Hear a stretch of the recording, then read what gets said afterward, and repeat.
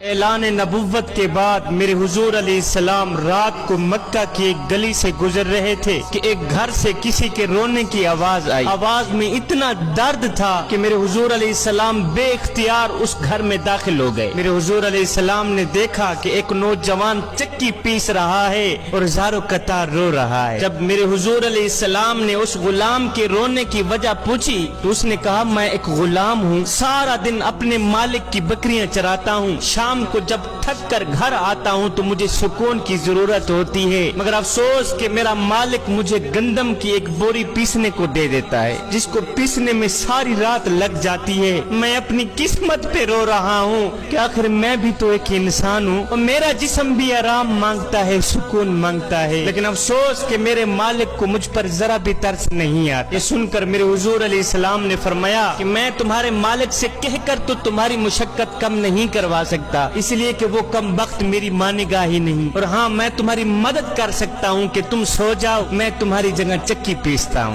تم سکون کر لو، میں تمہاری جگہ کام کرتا ہوں۔ غلام بہت خوش ہوا، شکریہ کرتے ہوئے یہ غلام سو گیا۔ میرے حضور علیہ السلام اس غلام کی چکی پیستے رہے، جب گندم ختم ہوئی تو اسے جگائے بغیر میرے حضور علیہ السلام واپس تشریف لے گئے۔ دوسری رات پھر وہاں چلے گئے، تھکے ہوئے غلام کو سلا کر خود چکی پیسنے لگ گئے۔ چوتھی رات جب آپ وہاں گئے تو وہ غلام بول ہی پڑا کہ آخر تم کون ہو، میرا اتنا خیال کیوں کر رہے ہو؟ میں ایک غلام ہوں، غلام سے نہ کسی کو ڈر ہوتا ہے اور نہ ہی کسی کو فائدہ ہوتا ہے، تو پھر آپ یہ سب کچھ کیوں کر رہے ہو؟ یہ سن کر میرے حضور علیہ السلام نے فرمایا کہ میں یہ صرف انسانیت کی ہمدردی کے لیے کر رہا ہوں، باقی مجھے آپ سے کوئی غرض نہیں ہے۔ اب اس غلام نے کہا کیا تمہیں علم ہے کہ مکے میں ایک شخص آیا ہے جس نے نبوت کا دعویٰ کر رکھا ہے؟ میرے حضور علیہ السلام نے فرمایا ہاں میں نے بھی سنا ہے۔ تو یہ غلام کہنے لگا اگر آپ اس کی جگہ نبوت کا دعویٰ کرتے تو میں کلمہ پڑھ کر آپ کی غلامی میں آ جاتا، اگر آپ جیسا انسانیت کا درد رکھنے والا شخص اس کی جگہ نبوت کا دعویٰ کرتا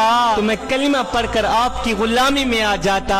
یہ سن کر میرے حضور علیہ السلام نے فرمایا غلام میں انسانیت کے دکھڑوں کو اپنے دکھڑے سمجھنے والا ہوں، میں انسانیت کے درد کو اپنا درد سمجھتا ہوں، اور لوگ مجھے شفیق بھی کہتے ہیں، مجھے مہربان بھی کہتے ہیں، میرا نام محمد ہے، اور سن نبوت کا دعویٰ بھی میں نے ہی کر رکھا ہے۔ کہا سب سے آپ ہی محمد ہیں؟ میرے نبی نے فرمایا ہاں میں ہی محمد ہوں۔ یہ سن کر غلام قدموں پہ گر کر کہنے لگا حضور خدا کے لیے مجھے کلمہ پڑھا دیں، اس لیے کہ جو نبی غیروں کا اتنا خیال رکھتا ہے وہ نبی اپنوں کا کتنا خیال رکھتا ہو۔